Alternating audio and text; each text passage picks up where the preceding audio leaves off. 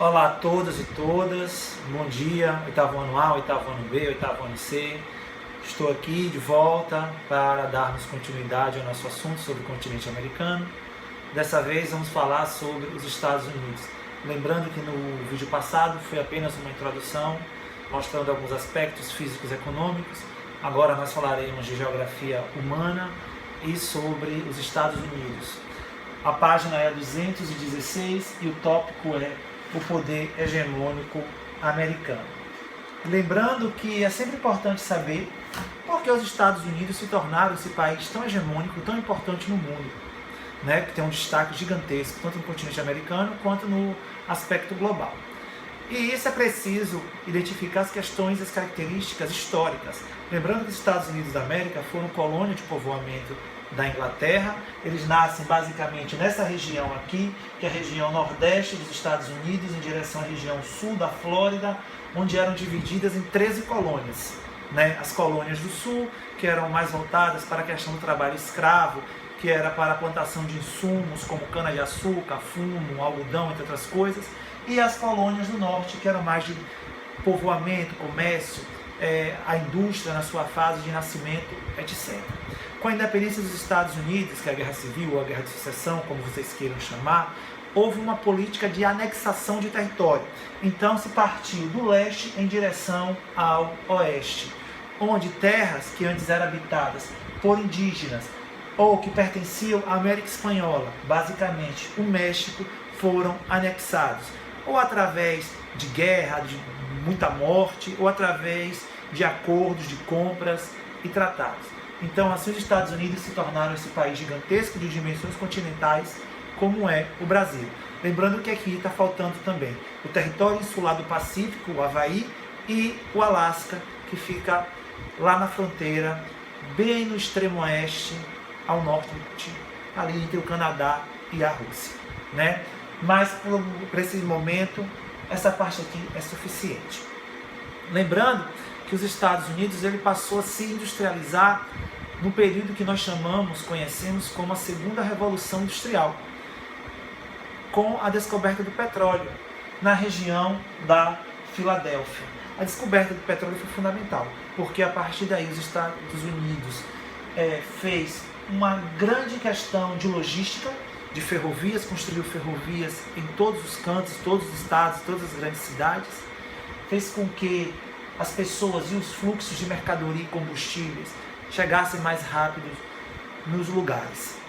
Com isso, os Estados Unidos já se destacava no final do século XIX e início do século XX. Né? Já começava a aparecer as primeiras fábricas de automóveis, como era o caso da Ford, de Henry Ford, a sua linha de montagem, que é tão importante para se estudar a questão do Fordismo, entre outras coisas. Mas durante muito tempo, os Estados Unidos tinham uma região de concentração, que era a região Nordeste, que fica, onde fica a cidade de Nova York, Boston e Washington, que é a capital dos Estados Unidos, a megalópole americana. Até 1950, essa região era disparada mais rica do país, enquanto que os demais estados e as demais regiões do país sofriam com isso, porque não tinham esse poder econômico que a região Nordeste dos Estados Unidos tinha naquela época. Então, a partir da década de 1950, foi feito um plano de desenvolvimento do resto do território americano.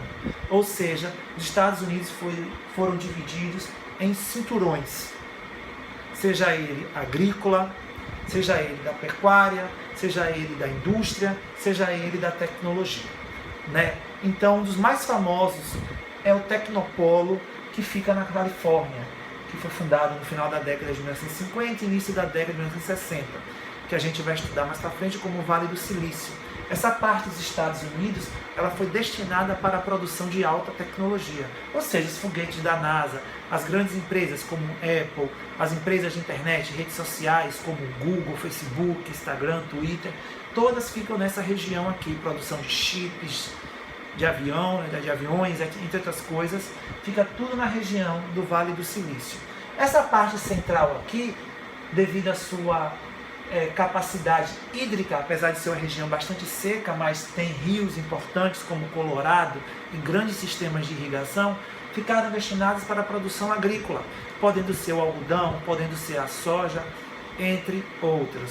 Sem falar também na produção de carne e leite. Já o sul dos Estados Unidos se destaca pela produção de frutas, como laranja, por exemplo, e frutas até com aspecto tropical, subtropical, né? E a região nordeste dos Estados Unidos, que é onde fica Nova York, Boston, Washington, que é a região mais populosa, o estado mais populoso é a Califórnia, mas a região, entre todas essas aqui, mais populosa, continua sendo a região nordeste dos Estados Unidos. Ficou basicamente responsável pela questão comercial e de serviços, né? A produção de serviços, grandes hospitais, a questão do turismo. Nova York é a cidade do mundo que mais recebe turistas, entre outros. E a indústria automobilística. A região aqui, sudoeste, principalmente o estado do Texas, lá o estado dos cowboys, da música country, etc., é responsável pela grande produção de petróleo. Então, cada região tem a sua função. Aqui nós temos bastante produção de leite, produção de tecnologia, produção de combustíveis fósseis, produção agrícola, o meio oeste americano, né, que separa a região leste da região oeste, que é chamada de meio oeste, e a região sul, com a produção de frutas, fumo, entre outras coisas. Agora, uma coisa que os Estados Unidos se destaca também bastante é na questão do turismo, né? Principalmente a cidade de Nova York, aqui embaixo, na península, o estado da Flórida, com as cidades de Miami e com Orlando, onde ficam os parques temáticos da Disney.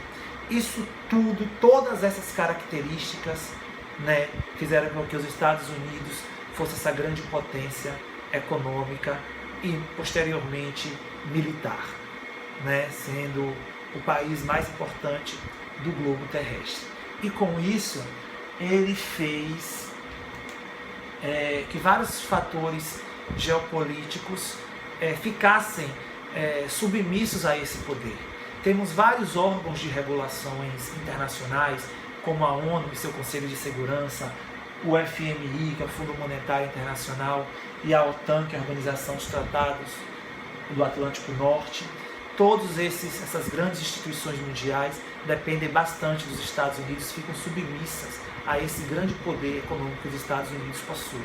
Por exemplo, o Fundo Monetário Internacional, o FMI, né, que é um fundo onde os países depositam dinheiro para ajudar países que estão em crise econômica. Por exemplo, um país está em crise econômica, ele vai lá, toma dinheiro emprestado a juros no FMI. Mas quem é que manda mais no FMI? Os Estados Unidos, porque os Estados Unidos é o país que mais coloca dinheiro no FMI. Aí tem a Organização do Tratado do Atlântico Norte, a OTAN, que é um grupo de ordem militar, bélica, formado pelos países do Atlântico Norte, principalmente as potências europeias, mas os Estados Unidos, foi formado depois da Segunda Guerra Mundial. Então, quem é a força maior dessa organização? Os Estados Unidos, né? E tem a ONU, que é a Organização das Nações Unidas, que também foi formada depois da Segunda Guerra Mundial. E dentro da ONU tem um Conselho de Segurança Mundial, onde os países discutem a segurança dos países do mundo. Se tem um ditador que quer invadir outro país, se tem um ditador que está perseguindo as minorias. Então esse Conselho de Segurança presta atenção no que está acontecendo na questão da segurança mundial. Mas quem é que manda, quem é que dá a palavra final são os Estados Unidos da América. E sem falar na questão cultural, né? Através do cinema, das séries, dos jogos eletrônicos, de muitas outras coisas, da comida, o fast food, o McDonald's, o Burger King. Então a cultura americana, o jeito de se vestir, as cantoras pop, os cantores de rock, hip hop, tantas outras características culturais, os Estados Unidos praticamente dominaram o mundo. Então é muito importante estudar os Estados Unidos, né, a sua força política, a sua força econômica. Sem falar na questão das comunicações também, as principais redes de televisão do mundo.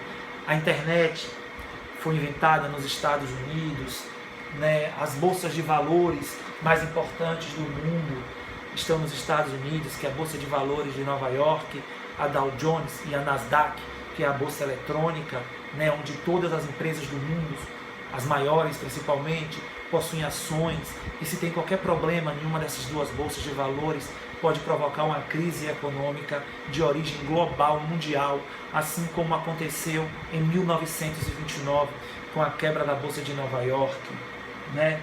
Então, aos poucos, vamos vendo cada setorzinho desse, né? Porque é um país muito importante e é um país que está sempre no noticiário, seja na questão política, econômica, na questão militar. Estudar os Estados Unidos da América é muito importante. Então, até o próximo vídeo. Até mais.